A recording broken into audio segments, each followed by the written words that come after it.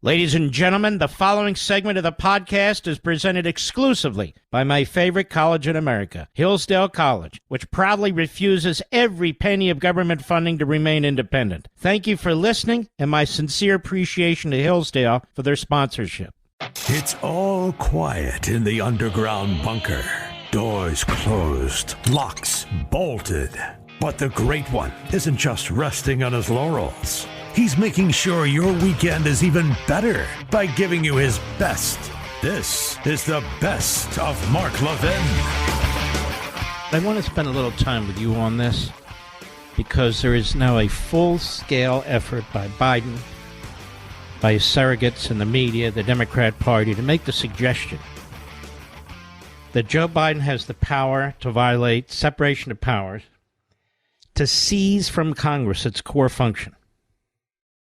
That is the House of Representatives, to borrow, spend, and tax. Then they wrap themselves in the Constitution while they're violating the Constitution. I've told you many times that's how they work. They wrap themselves in liberty while they're promoting tyranny as well. And so I'm going to break it down again. I did, as you know, on Life, Liberty, and Levin during my opening statement. People say, why do you call an opening statement and not a monologue? Actually, most people don't, just a few eggheads. I said, because I don't like the word monologue. It is a statement that I am making. You know, an assertion, an argument. And people can accept it or not. But I went through it in fairly significant detail. And obviously, people come and go on radio. They come and go on TV. Maybe they're not watching. Who knows? Doesn't matter. I just want to make sure I get the case out because we're getting down to the nitty-gritty now. First, let's begin with the offender, Joe Biden. And I want you to think about something. If Donald Trump or Ronald Reagan or either Bush said, I have the unilateral power to issue bonds, I have the unilateral power to lift the debt ceiling. In other words, I had the power, and my party had the power, to pass a budget that was wildly out of control, and now I have the power on my own to force the American people to pay for it. Now, ladies and gentlemen, that is as dictatorial and totalitarian as it gets. And I don't care about Lawrence Tribe and the other old buffoons who are out there twisting the Constitution to accommodate their needs. We don't put up with that crap here. Period. But here's Biden in Hiroshima, Japan. And he's questioned yesterday by the Deuce, Peter Ducey. Cut 2, go. And Mr. President, on the debt limit, you said already, I've done my part. Do you think that if there is a breach, nobody will blame you? Of course, no one will blame me. I know you won't. You'll be saying Biden did a wonderful job. I know you. Would you be blameless in a default situation? On the merits, based on what I've offered, I would be blameless. On the politics of it, no one will be blameless. And by the way, that's one of the things that some are contemplating. I actually had. Well, I got to be careful here. I think there are. You know, you can tell that he's losing with it. It's painful, isn't it, Mr. Medusa? Anyway, he says, I think there are some MAGA Republicans. Go ahead.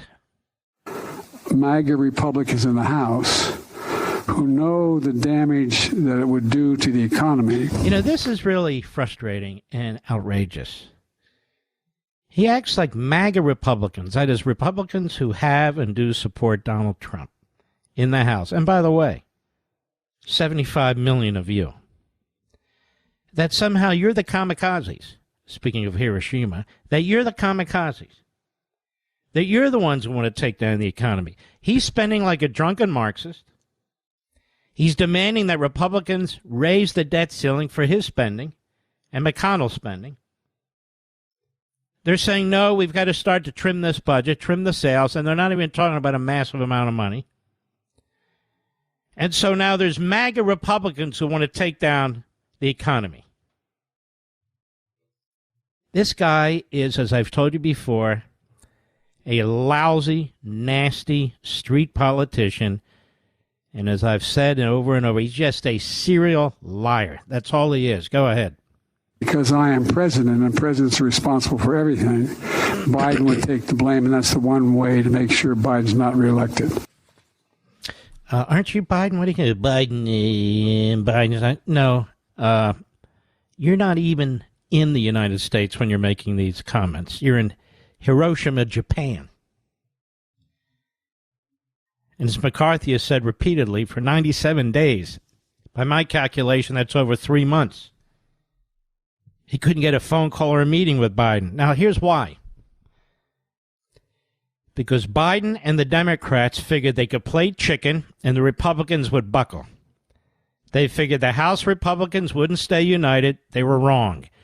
And they figured they'd be chopped to pieces by the Senate Republicans. There are some, but Mike Lee took the leadership in the Senate and got 43 of them to sign a letter in support of what the House Republicans did. Now, keep something in mind when you're debating with your family and friends and neighbors. The Republicans already raised the debt ceiling, but they want some cuts. But they already voted to raise it in the House. Schumer won't bring it up for a vote because they want all spending covered, no matter what. No matter what. And spending is so completely out of control. Now, what about this 14th Amendment that we've discussed at length? We started discussing this months ago. I remember discussing it years ago. The 14th Amendment. What about the 14th Amendment? Does that empower the president to unilaterally borrow money? Does that even sound right to any of you? Has anybody ever done that before? No. So why now, if it's in the 14th Amendment? Why even negotiate with the Republicans in Congress if it's in the 14th Amendment? Why even waste your time with Congress at all if it's in the 14th Amendment? Just do it. You don't have to wait till the brink. If you think you have that power, you could have done it 5 months ago. Frightening, isn't it? We fought a revolution to have representative government, this fantastic Constitution, to get away from a monarchy, and now we have this guy. Here he is, cut 3, go. I'm looking at the 14th Amendment as whether or not we have the authority. I think we have the authority. The question is, could it be done and invoked in time that it would not be appealed and as a consequence past the date in question and still the fall of the debt? That's a question that I think is unresolved. Well, listen to what he said at the beginning, though. We have the authority, he said. I quote unquote, I think we have the authority. He believes he has the authority with his own magic wand to issue bonds, other treasury instruments on his own, even though Article 1 specifically provides that Congress has these powers. The 14th Amendment does not counter that, doesn't alter it at all. It was passed in 1868, has nothing to do with this, had everything to do with paying the debt after the Civil War, what debt would be honored, what debt would not be. Has absolutely nothing to do with what's going on today, which is why Lawrence Tribe says it does, because that's what he does. He spews stupid. Even Obama understood this in 2011. Cut 4, go. Now, the gentleman asked about the 14th Amendment. There's a provision in our Constitution that speaks to making sure that the United States meets its obligations. And there have been some suggestions that a president could use that language to basically ignore this debt ceiling rule, which is a statutory rule. It's not a constitutional rule. I have talked to my lawyers they don't, they do not, they are not persuaded that that is a winning argument. So the challenge for me is to make sure that we enough. It's a very convoluted way of saying, no, I don't. I don't have that power. Now, I've told you why. Michael McConnell also, though, is a Stanford law professor. He was a federal appellate judge. He was a top lawyer for quite some time at OMB in the Reagan administration. You know, the old Reagan administration that never did anything. We should forget about Reagan and think about someone else, I guess. He recently wrote in the New York Times, President Biden is playing a dangerous game. The federal government's deficit spending is about to exceed the amount Congress has authorized it to borrow. And the Treasury has run out of what are known as extraordinary measures to stave off disaster. Congress and the President must negotiate a compromise resolution or the nation faces the prospects of a default. The House of Representatives has already passed a bill that would raise the nation's debt limit by $1.5 trillion. By $1.5 trillion. That's not funny money. That's a lot of money. Coupled, however, with proposed spending cuts. And its Republican leaders have signaled a willingness to negotiate. Mr. Biden instead has demanded that Congress raise the debt ceiling without conditions. The House Republicans' insistence on negotiations and compromise is not hostage-taking, quote-unquote. It is the ordinary stuff of politics. Two sides can posture all they want, but in the end, Congress and the President have to reach an agreement. That's not a bad thing. It's a good thing. The Constitution does not permit a unilateral solution on either side. Begin with the constitutional basics. Article 1, Section 8. Lists the powers of Congress. The first clause of Section 8 provides Congress may lay and collect taxes. The second clause provides that Congress has the power to borrow money on the credit of the United States. These clauses are absolute. The executive branch cannot impose taxes or borrow funds on its own authority. Together with the power over spending, these powers are known as the power of the purse, which belongs entirely to the legislative branch. These provisions have pride of place among Congress's powers for a reason. Before the so-called Glorious Revolution of 1688 and the English Civil War, the Stuart monarchs asserted the power to tax and borrow without parliamentary approval, which effectively meant the power to rule without Parliament, which I just mentioned, without Congress. The result was not just autocratic rule at home, but also periodic defaults on the royal debt, astronomical interest rates for government borrowing, and ultimately civil war. Well, our framers didn't wish to recreate the Stuart monarchy, and the first two clauses of Section 8 reflect that aversion. The power of the purse may be the most fundamental element in our system of checks and balances, and I'll add, and Joe Biden wants to seize them from the House of Representatives. I just am appalled and disgusted by the way this is reported. The debt limit is nothing more than an authorization from Congress to borrow a certain amount up to the certain limit, a certain limit. The debt ceiling is not a restriction on what would otherwise be the president's ability to borrow. It's an authorization for the executive branch to borrow up to that ceiling. Above that, the president may not go. Nonetheless, Biden's advisors reportedly are contemplating violating the congressional debt limit based on a far-fetched interpretation of Section 4 of the 14th Amendment, propounded by some academics. Previous administrations have flirted with this idea, but all rejected it. Mr. Biden should do the same. It would twist the words of the 14th Amendment, ignore its history, and send the markets into turmoil. Now, I want to dig into this more deeply as he discusses it, as I have discussed it many times in the past. But I want to make it clear that Biden just asserted yesterday in Japan that he has this authority. So I hope you understand that Biden just asserted that he has dictatorial powers that no president since the 14th Amendment has ever asserted. Ever. This isn't complicated, ladies and gentlemen. The 13th, 14th, and 15th Amendments were passed after the Civil War by the Republicans. the Republican states. They dealt with the aftermath of the Civil War. 14th Amendment has absolutely nothing to do with the financing of the country and who has what power. What is it now? Let's see.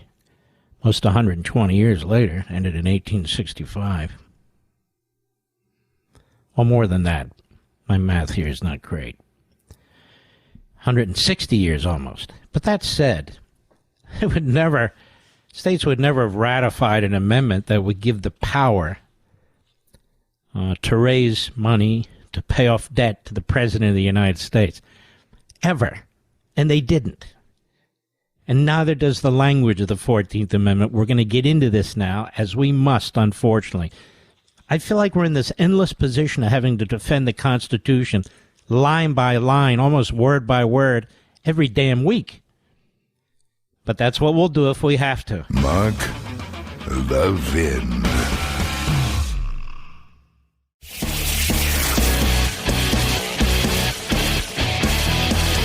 Making your weekend even better. This is the best of Mark Levin. We have a former U.S. attorney the other day who announces that, based on his own experience, which is quite significant, in Utah, that he would have already indicted the Bidens. Crickets. I mean, not because I didn't say it; he said it. Now, to show you the extent to which the Democrat judges and Democrat prosecutors really want to derail Trump, and they want to derail DeSantis, the party, and the media too, more on that later, is we have a judge in New York now, in another matter. Check that. The judge in the Alvin Bragg case, he has set the trial for March 25th next year, right in the middle of the presidential primary. So this phony case, right in the middle of the presidential primary, we have never seen anything like this. Ever. Then we have the rogue Democrat prosecutor in Atlanta who is rumored to bring charges anytime from the end of July to mid-August, right around the first debate. Right around the first debate. Then we have Mr. Overturned on Appeal, Jack the Ripper Smith. He's hanging around, and he will bring it at the most propitious time for the Democrats. His charges. I have no doubt he will. And I suspect what he's focused on, ladies and gentlemen, is wire fraud, given the fundraising that we heard about. Not that there's a violation of law, but that he's looking at it. Obstruction, and a variety of other counts, multiple felony counts, because this guy's completely out of control, and he doesn't give a damn. You New Yorkers, you remember Sheldon Silver, Mr. Producer? He was the Speaker of the Assembly, New York, for about 117 years. You remember him? Well, his first conviction was substantially overturned. Substantially overturned. And you know who brought that case, America? Jack the Ripper Smith. The conviction of former Republican governor of Virginia, Bob McDonnell, was completely overturned by a unanimous United States Supreme Court. The case he brought against John Edwards in North Carolina, or again, he tried to stretch the definition of various laws and so forth. The jury in that case found the defendant not guilty, and also on several of the counts couldn't decide. It was a hung jury. But the case was so pathetic, the Justice Department decided not to rebring it. But here's what he knows. Here's what he knows. Sheldon Silver was a Democrat with a Democrat jury. Bob McDonnell, case brought against Bob McDonnell, was in Northern Virginia with a substantially Democratic jury.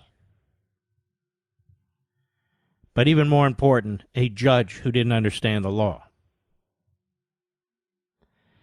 And of course, John Edwards in North Carolina.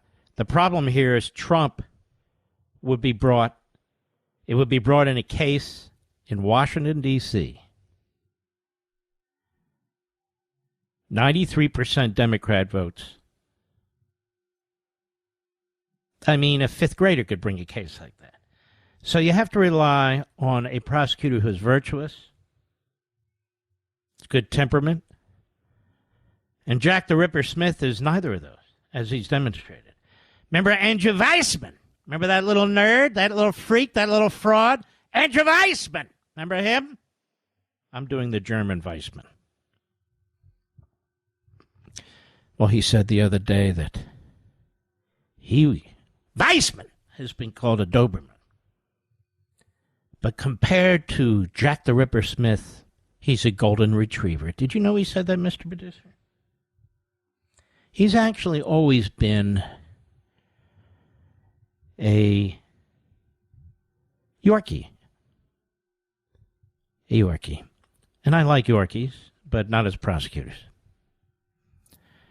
So we have that. Then I start to think about things. Can a president pardon himself?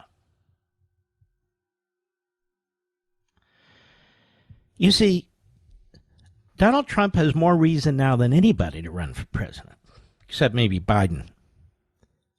If we ever got a good attorney general in there, I think the Biden family would be the Gotti family of politics. And I don't mean to put down the Gotti family, because Biden's much worse when it comes to these financial activities. I mean, Gotti was never president. Biden is. And he's bought and paid for by the communist Chinese. Seems to me, for the rest of us, that's a bigger deal. Now, that said,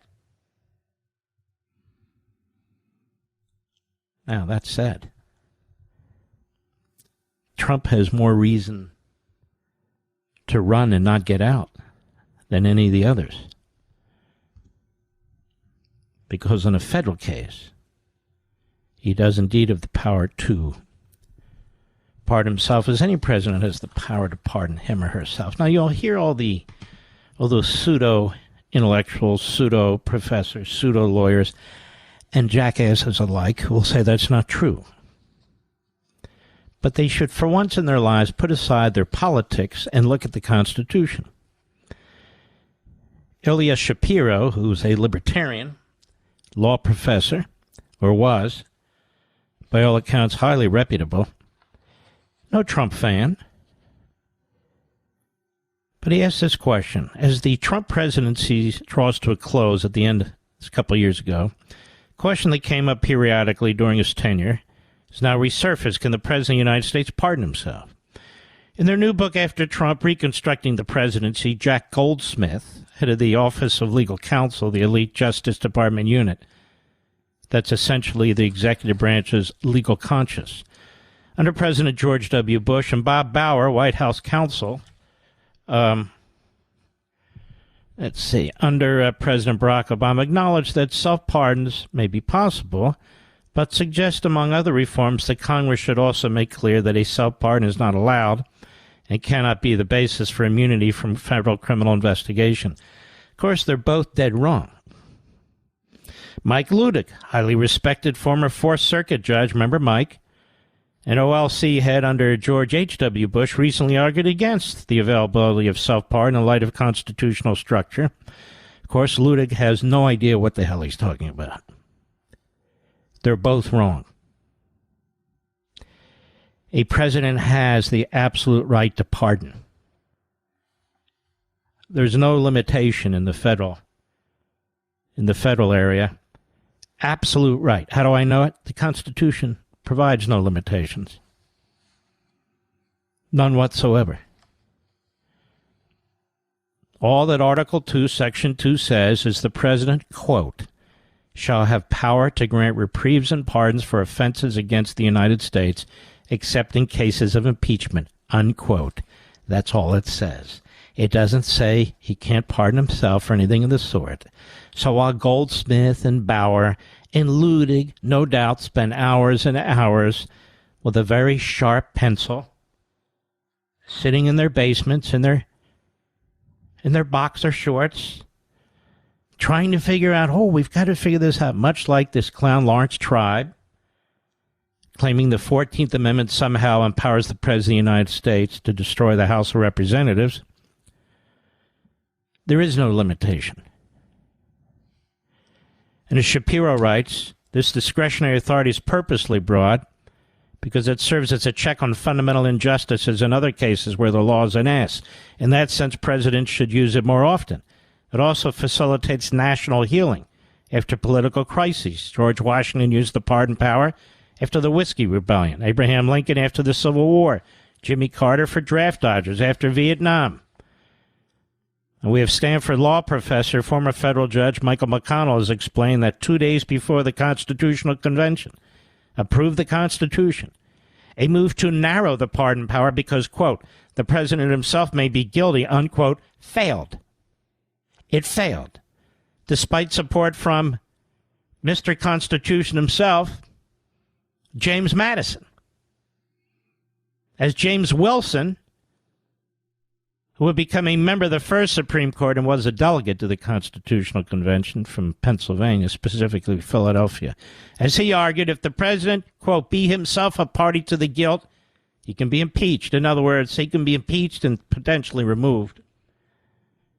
But that's the only power. So the framers expressly contemplated the use of the pardon to clear a criminal conspiracy of which the president is himself a part. But importantly, they needed to have this debate in the first place because unlike the British king, from whom they had just declared independence, the American president would be subject to legal process.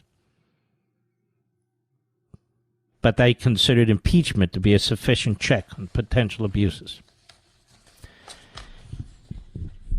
And they were smart because, can you imagine?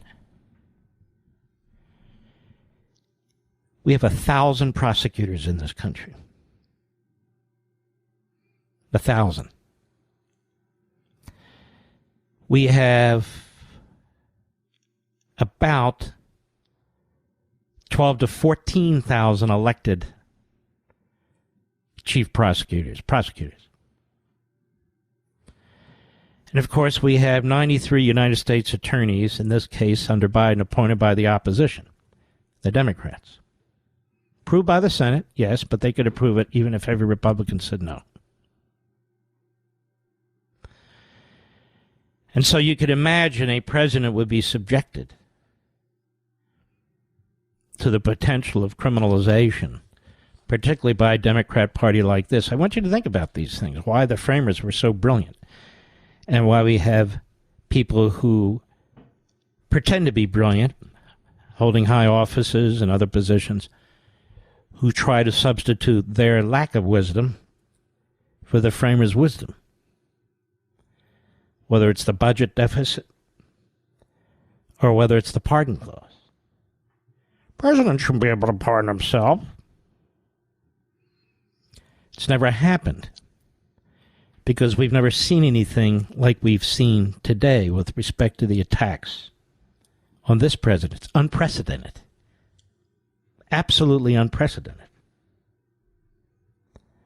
To be facing one federal prosecutor after another, one state or local prosecutor after another. You know, a friend of mine said to me today, who's sort of a Trump supporter, at least claims to be, and he said, you know, Trump brought this on himself. This is sort of the Bill Barr, Andy McCarthy argument. He brought these things on himself, the way he conducts himself. He brought criminal investigations on himself. Really? Brought impeachment on himself, too? Brought civil suits on himself, too? Tax investigations, too? I was very disappointed to hear this because it's preposterous. John Kennedy never faced anything like this. Lyndon Johnson. Joe Biden. Mark Levin.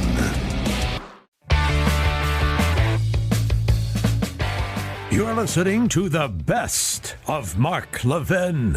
I'd like to report somebody to the Federal Bureau of Investigation, the FBI as we used to know it.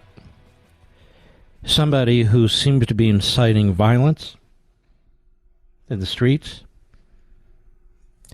I know you monitor the show over there at FBI. And I know you've monitored millions of Americans unconstitutionally, but I want to bring one to your attention that I'm very, very, very concerned about, as well as the media, as well as the White House. And I think something should be done about it. I want you to listen to this. And then I will identify the individual. But this person is, it seems to me, suggesting that there be a violent uprising or insurrection. Then I want the FBI to be aware of this. And if they're not, I want to know what they're going to do about it. Cut one, go. I think there would be a huge backlash from our entire House Democratic, caucus, certainly the progressives, but also in the streets. I think that it's important that we don't take steps back from the very strong agenda that the president himself shepherded and led over the last 2 years. Okay, so this is Pramila Jayapal, if that is her name, out of the great city of Seattle, Washington.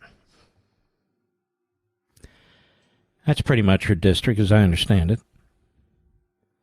Among other things, she talked about a huge backlash in the streets. Now, of course, she'll say she's not calling for it, but this is Marxist speak for calling for it. And so the question is, will the Washington Compost or the New York Slimes draw attention to this? You can be damn sure that if Marjorie Taylor Greene spoke like this, or Lauren Boebert spoke like this, they'd be all over it. You can be damn sure. Now, Pramila Jayapal, if that is her name, she said it. And she's head of the Progressive Caucus. In other words, the openly Marxist wing of the Democrat Party, more like the Trotskyite wing, which is the most ideologically pure, may I say. Not like the Stalinist wing that's run by the kind of fool that a Swalwell or an Adam Schiff would be. These are the Trotskyites. And these Trotskyites, led by Pramila Jayapal, if that is her name. I want to play this so we can repeat what she said. And I expect Christopher Wray to wake up from his daily stupor and the Attorney General to take his face out of his oatmeal and to pay attention. Cut one, go. I think there would be a huge backlash from our entire House Democratic, caucus, certainly the progressives, but also in the streets. I think that this is... I think I heard her say that, Mr. Producer. Did you hear her say that? But also in the voice went up. She got excited. The testosterone level went high. Mark, that's impossible. Not today. Follow the science.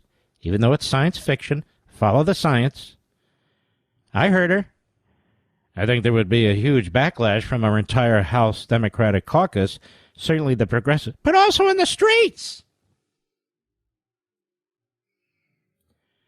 Now, what does that mean? Is that like when Schumer was all worked up? His depends got all wet when he was on the stairs of the Supreme Court building, and there were an enormous number of anti-babyists. That's what we ought to start calling these pro-abortionists, anti-babyists. We got to make up names like these clowns do. And the anti-babyists are there. Yes, yes, I want my choice. Kill them, I want my choice. And he got all worked up, and what did he say? I'm telling you, Kavanaugh.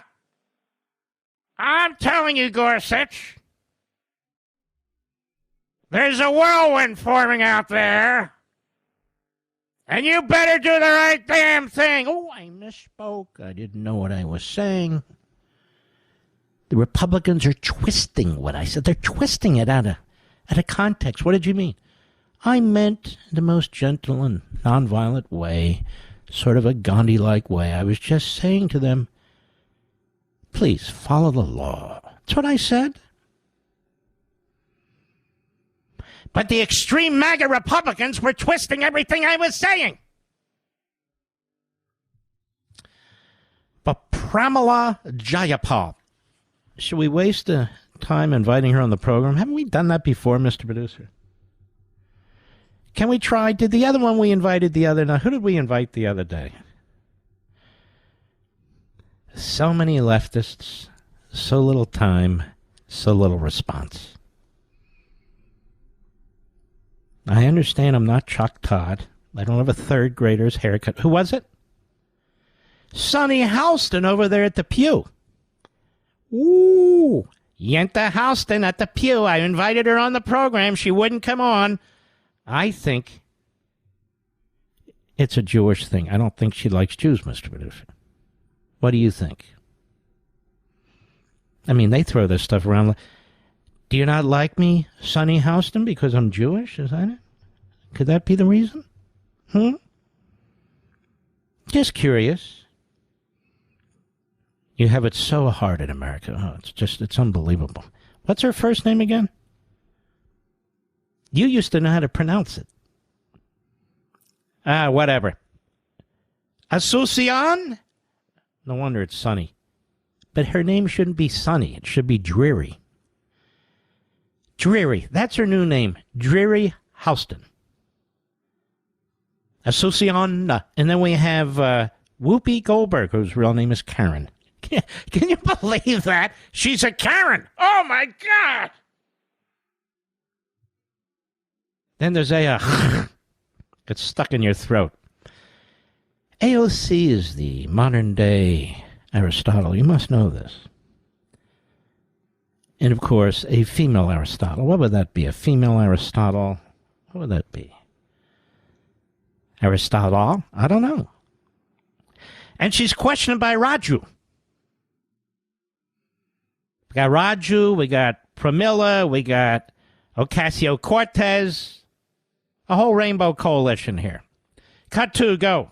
But if the president agrees to spending caps, or if he agrees to work requirements on certain social safety net programs, it's going to be a problem. We do not legislate through the debt ceiling for this very reason. You know, ladies and gentlemen, I've been around a long time, at least 2.5 years. I understand she used to make a good drink, though. I don't drink, Mr. Producer. I understand that her expertise was... I don't even know the names of drinks. What was it? What is it that they always drink? Oh, martini. That her expertise was a martini. Now her expertise is everything. Ocasio-Cortez. It's going to be a problem. We don't legislate through the debt ceiling for very reason. Yes, we do, you idiot. All the time. By the way, is that your real name, too? Ocasio-Cortez. Just curious. Mark Levin.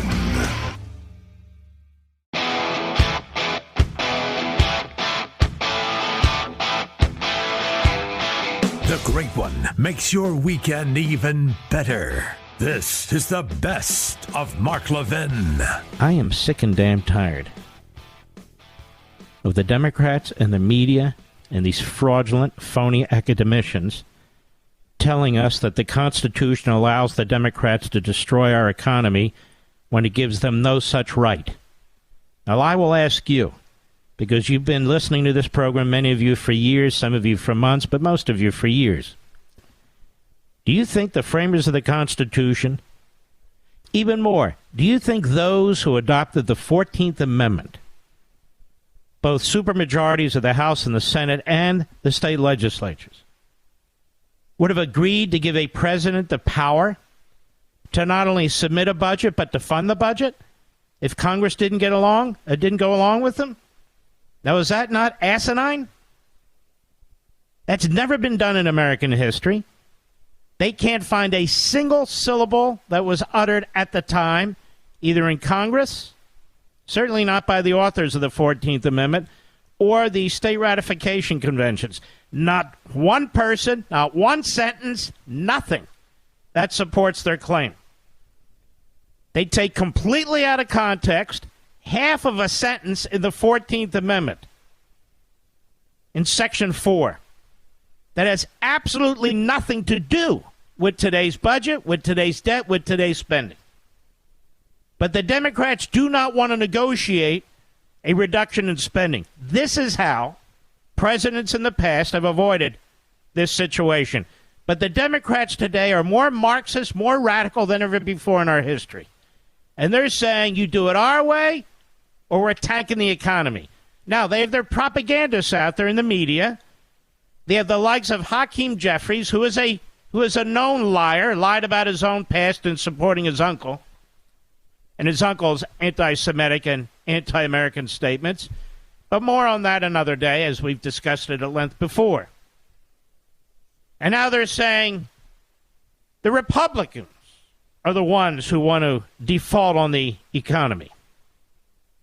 First of all, there'll be no default unless the Secretary of the Treasury, at the direction of the President, insists on it. There's not only a number of measures to take, money keeps flowing into the federal Treasury.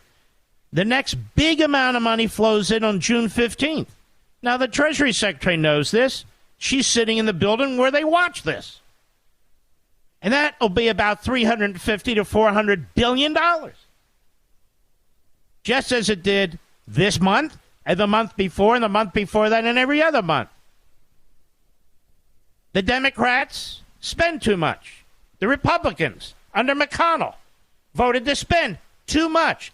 The Democrats handed this to the Republicans before they were even sworn in as the majority. If the Democrats wanted to raise the debt ceiling, as McCarthy has said, why didn't they do it when they controlled both houses of Congress? They could have rammed it through, but they didn't. So the idea that somehow the 14th Amendment, a post-Civil War amendment, Clause 4, talking about, yes, the debt that the United States owes to those who supported the Union, no, the debt to those who supported the Confederacy will not be paid, that somehow that applies to today, which of course it doesn't, is a lie. They're trying to rewrite the Constitution on the fly, to do something that has never been even done before, not by any president since the end of the Civil War. No president has asserted, as Joe Biden has, that he has the power of the purse, that he has the power to propose a budget and fund a budget and raise the debt. Well, then your House of Representatives might as well shut down. The members might as well leave town, because that's their fundamental responsibility. They have others, but that's their fundamental responsibility. How many times have you heard the House is in charge of taxes? That's where the tax cuts or raises come from, or the spending cuts or raises come from, and it's the House. It doesn't say the presidency. Now, I want to show you what kind of a communist Jamie Raskin is. He was bred from a communist father. He was involved intimately in trying to remove Donald Trump, first trying to prevent him from being sworn in as one of a handful of objectors on the floor of the House. Then he worked both impeachment trials, both. Jamie Raskin, who's a red, and he's a liar, and he's on the Morning Schmo show today, and Joe Scarborough gives him a platform to lie, and Joe Scarborough, therefore, is lying with him. He knows damn well the 14th Amendment is not an option. Let's start. Cut 7, go. Well, nobody seems to know, but the positive development in my mind is that on the Democratic side, people understand that the 14th Amendment is not an option, as people have been saying. The 14th Amendment is an imperative. The 14th Amendment's not an option, it's an imperative, says Jamie Raskin. This clown was teaching constitutional law at one point, which means he was teaching lies. And there's nobody there to challenge him. The 14th Amendment provides no cover any more than the 13th or the 15th or any other amendment to the Constitution. The Constitution was not amended to eviscerate the House of Representatives. It's not an imperative. It's a fantasy. But the Marxists don't care. I've told you this 1,000 times. They will turn the Constitution into a meaningless pretzel. That's what they'll do. They hate it from top to bottom because you cannot be a so-called progressive, a.k.a. Marxist, and support the American system. You cannot, because the Constitution stands in your way. That's why they hate the First Amendment. That's why they hate the Second Amendment. There's Biden talking about the anniversary, such as it is, of the Uvalde massacre. Getting right back into the gun issue. Strengthen the schools, ladies and gentlemen. Strengthen them the way the White House is strengthened, the way Capitol Hill is strengthened, the way every federal building is strengthened. If you care about the children the way I do, the way you do, then demonstrate it. Tell me, how do we protect the White House? Do we disarm all the people who protect it? Is that what we do? No. How do we protect the Capitol building? Do we tell the Capitol Police and so forth to go away and put up a sign that says a gun-free zone? No, of course not.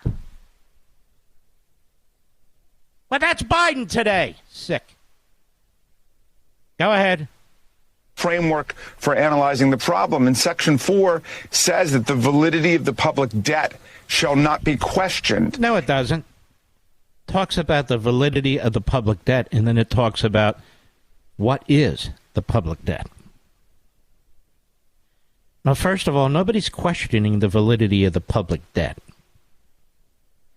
So he doesn't even know what he's talking about, this idiot. The public debt is valid, unfortunately, and it's massive. So nobody's talking about that. But it doesn't say in there anywhere, in plain English or even broken English, anywhere, that if Congress doesn't agree to raise a debt limit, the president has the unilateral power to issue loan instruments, like bonds and so forth. It doesn't even say, it doesn't even come close to it. It doesn't even make sense. Go ahead. For in the final analysis, the president must continue to pay the Social Security and Medicare recipients. Now, I explained Social Security and Medicare to you. I explained it on my Fox show. I explained it on Levin TV. I've explained it behind this microphone over and over, but put a sharp edge on it this week, last week. Social Security is a carve-out. Why? At least theoretically, it has its own trust fund. It's funded completely differently. Medicare has its own trust fund. Now, what Jamie Raskin is saying is, no, they don't. We destroy those trust funds. So Jamie Raskin is talking at, God, I wish this guy would debate me. I would do anything. Could you invite him for the fourth time, Mr. Producer? Tell him I want to debate the 14th Amendment straight up. Good Lord. Cut 8, go. But I don't think there will be legal challenges by the administration because the president doesn't have to challenge anybody. He just has to meet the full faith and credit of the United States. All right, idiot, you're mumbling around. The president would be a defendant. He wouldn't bring a case. Is that what you were asked by the morning schmo or a schmoite who was filling in for him? It's the president who would be sued. And let me tell you something. This would be horrendous. And then you'd have, what was the woman's name from Seattle, the Congresswoman Pallaby or whatever her name is? Jayapal, of the famous Jayapal and Goldstein law firm. Anyway, Jayapal She talks about the streets. We're going to take to the streets. Oh, yeah. We're going to cue this up for the Supreme Court, and they better damn well do what we want. But even says something stupider. Go ahead. Our creditors. Now, if Marjorie Taylor Greene or someone else wants to sue, they would have to prove that they have standing, which means they're injured by other people getting paid the money that the United States of America owes them. You sound like a really big idiot, and I'm embarrassed to say they used to teach constitutional law. The House of Representatives would have standing because it has a cause of action. And what is the cause of action, ladies and gentlemen? A separation of powers that the President of the United States does not have the authority to do what the House of Representatives and, frankly, the broader Congress specifically authorized to do. So, of course, there would be standing. But the guy sounds like a complete Marxist/fascist. Not only can Biden do this, but nobody can challenge him. Oh! So Biden can do this. He can rip to shreds the 14th Amendment in Article 1, and nobody can stop him. Really? Now let's think about this. Biden gets his way, according to Jamie Raskin. What happens next year at budget time, Mr. Producer? Why does he even have to propose a budget to Congress if he can fund it himself? Isn't that right, Rich? Why propose anything? Just say, here's my budget, and I'll be using the 14th Amendment to fund it. Okay, next issue. That's all he would have to do. Now, ladies and gentlemen, do you have to be a moronic, vile, poisonous, cancerous, radical Marxist not to understand this? This is how dangerous these people are. And then they blame the Republicans who are asking for just a little reduction in spending. And it's they who are going to destroy everything. If the Republicans don't give us what we want, we're going to use the 14th. It's not an option, it's an imperative, says Jamie Raskin. And Biden said the other day from Japan, he has the power. Mark Levin.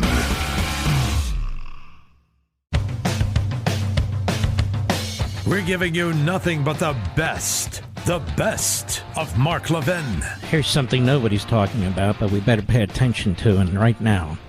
And then I'll move into this IRS issue. The Islamo-Nazi regime in Tehran today successfully launched, a practice launch, a ballistic missile. That is a missile that can carry a warhead and hit its target.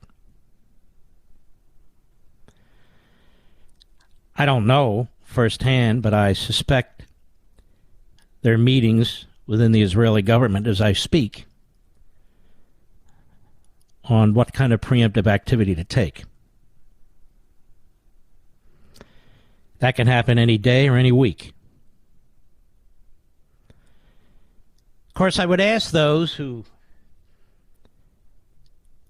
are out there, is that any of our business? It's far away, you know. It's an 11-hour flight, 10 and a half hours on a good flight. If Ukraine's none of our business, why is that any of our business? Now, you know, I'm asking that for purposes of discussion and debate. Not today, maybe next week. Just wondering. We get out of NATO, should we get out of all of our military arrangements? I mean, NATO's a treaty. We have military arrangements with Australia, the Philippines, Japan, obviously South Korea. We have military arrangements, not treaties, with Israel and other countries. NATO is a treaty. And it's pretty much kept the peace since the end of World War II, 1948. The reason is little European countries can't defend themselves against big bad Russia or big bad China or anybody else. And so the idea there, which has worked, is that by aggregating the countries and their resources and their defenses and so forth, it's much less likely that anybody will be invaded. Ukraine is not a member of NATO. So we should pull out of that, even though it's worked, even though funding's way up thanks to Donald Trump. And so what happens then? Poland's attacked? Oh, none of our business. And that's exactly one candidate who was running in Florida when Ron DeSantis asked me to help moderate some debates in some congressional race. I forget his name, but he was sort of a Rand Paul acolyte. Maybe he was a boomer con or a national con, maybe both. Anyway, he said, well, if Poland's invaded, that's Poland's problem. And so there you have it. Because the logic takes you only in one direction. It's a very bad one. They say, well, only if it's in America's in a national security interest. Isn't that always the debate? That is, what is prudential? That's the debate. So you can't say that's your policy. That's the debate. Gary Shapley is a senior criminal investigator, supervisor in charge of a unit that had been put on the Hunter Biden case, but has since been pulled off. I want you to listen to this. This is on CBS Evening News last night, to their credit. It's being interviewed by Jim Axelrod. Go ahead. Gary Shapley is a supervisory special agent for the IRS, where he's worked for 14 years. In January 2020, he was assigned to what he calls a high-profile investigation. Who's the subject of the investigation? I can't confirm or deny the subject of this investigation. Why not? Because, part of the tax secrecy laws don't allow it. Shapley can't say it, but CBS News has learned the investigation was the probe of Hunter Biden by the Trump-appointed U.S. attorney in Delaware. Senior Biden administration... By the way, stop there. I love that. The Trump-appointed U.S. attorney. Trust me, if this U.S. attorney wasn't doing what Biden wanted, he'd be gone without consequence. Because Biden knows who's going to cause the problem. The Attorney General himself would fire him. So let's stop playing games. Go ahead. Vowed to let it run its course without interference. It's not restricted in his investigation in any way. But CBS News has obtained this letter Shapley's lawyers sent to Congress Monday, alleging irregularities in DOJ's handling of the investigation. Shapley is seeking legal protections from Congress so he can share specifics of his allegations. There was multiple steps that were slow walked at the direction of the Department of Justice. Had you ever encountered that before? I have not, no. These deviations from normal process, and each and every time it seemed to always benefit the subject. Shapley says he decided to blow the whistle after a heated meeting last October with federal prosecutors. It was my red line meeting. It just got to that point where that switch was turned on, and I just couldn't silence my conscience anymore. Did you let prosecutors know you were unhappy? I don't think I can answer that. Hunter Biden has denied any wrongdoing. Like civil servants. The IRS agent told us he is a registered Republican. His whistleblowing is being assisted by an advocacy group with past ties to the GOP. But Shapley says this is not. Hold on. And to Democrats. Now, why are you doing this with the GOP stuff? You never do it with the Democrats. Tell me, Eric, whose name shall not be mentioned by the New York Times or any media outlet in the Ukraine impeachment, you wouldn't even give us his name, let alone his affiliations, and we learned he was a big-time Democrat. But go ahead. Our politics. Why do you want to navigate these waters? I don't want to do any of this. I took an oath of office, and when I saw the egregiousness of some of these things, it no longer became a choice for me. It's not something that I want to do. It's something that I feel like I have to do. The IRS told us it can't comment on specific cases, but is committed to supporting whistleblowers in general. Both the DOJ and the U.S. Attorney's Office in Delaware declined to comment.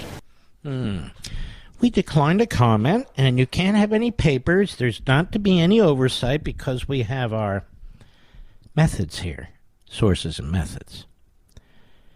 Then there's this from Blaze Media. IRS chief responds to allegations of whistleblower retaliation. He said IRS follows the direction of the Department of Justice. So you can see what's happening here, America.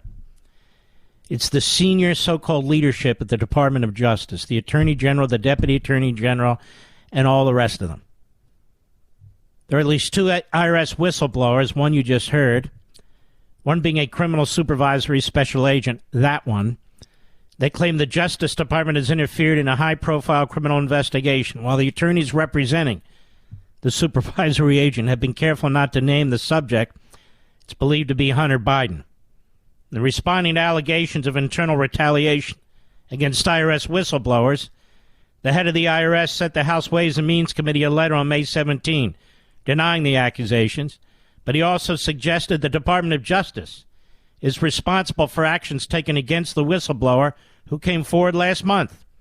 Quote, I want to state unequivocally that I have not intervened and will not intervene in any way that would impact the status of any whistleblower, Werfel wrote the committee. The IRS whistleblower you reference alleges that the change in their work assignment came at the direction of the Department of Justice. As a general matter and not in reference to any specific case, I believe it is important to emphasize that in any matter involving federal judicial proceedings, the IRS follows the direction of the Department of Justice. Gee, do you think under this current budget battle, the Department of Justice should get more money, America? Especially the prosecutors. The admission corroborates what lawyers for the supervisory agent disclosed last week. Attorneys Mark Levin and Tristan Levitt told Congress the entire investigative team handling the Hunter Biden probe was removed from the case. They said today the IRS criminal supervisory special agent we represent was informed that he and his entire investigative team, are they all Republicans, America? Are being removed from the ongoing and sensitive investigation of the high-profile, controversial subject about which our client sought to make whistleblower disclosures to Congress. He was informed the change was at the request of the Department of Justice. So there you have it, America. Now what? Now what? They control the levers of federal prosecutorial power. They control the levers. I did a special on Blaze with my buddy Glenn Beck. And we spoke at length about what could be done, what must be done. And I will repeat what I've said before. We have prosecutors in our towns, in our counties. We have prosecutors in our states. Why aren't they on to this guy, Hunter Biden? Every offense he committed is a potential federal offense, but no local or state offenses? Seriously? I mean, you got Alvin Bragg, who's twisted the law into a pretzel. You got Tish. What's her name again? Letitia James. Tish, Tush, Tash, whatever. I mean, she should be disbarred for what she did. But so far, no Republican prosecutor has stepped up, not one. Pretty incredible, if you ask me.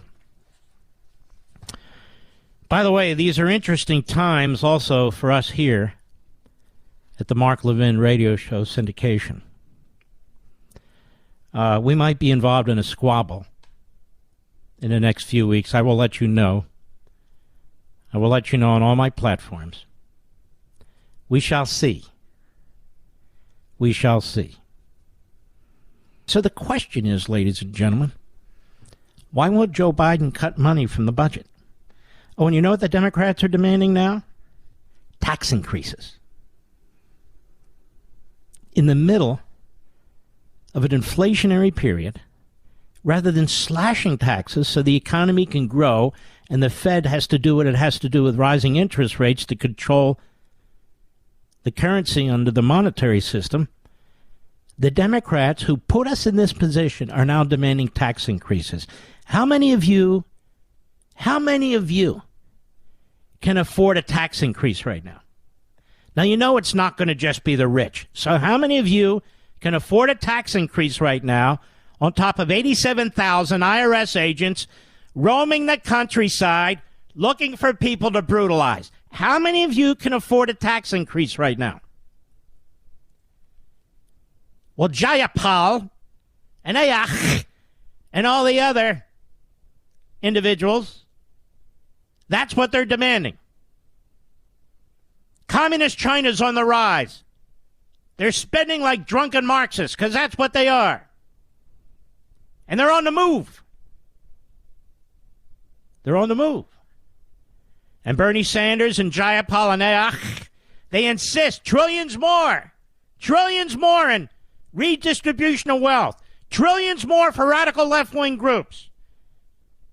Not to secure the border, not to build up the military.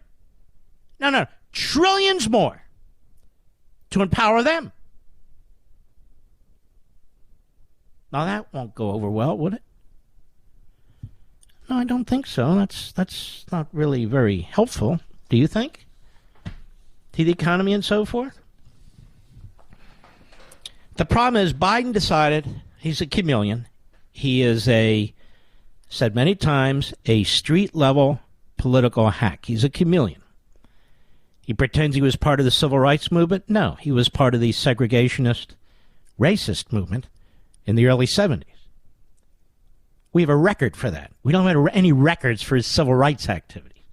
So he's a liar on top of everything else.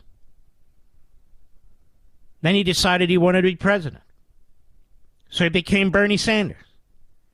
It's not hard to do when you're a genuinely stupid human being with a low IQ who's desirous of having a legacy like FDR. He wants to be FDR. More like Eleanor Roosevelt, but that's a whole other story that I discussed earlier in the week or last week. Now, Biden is going to tell us, you see, nothing to cut. We can't cut anything here. We're on a mission. Biden has embraced the full Monty of the Marxist agenda. And the people around him are as radical as hell. Their only credential is physical, ideological, and or gender. Boy, I wouldn't want to be in there reading the resumes for qualifications in the Biden administration. Would you, Mr. Producer? I recently had my, removed.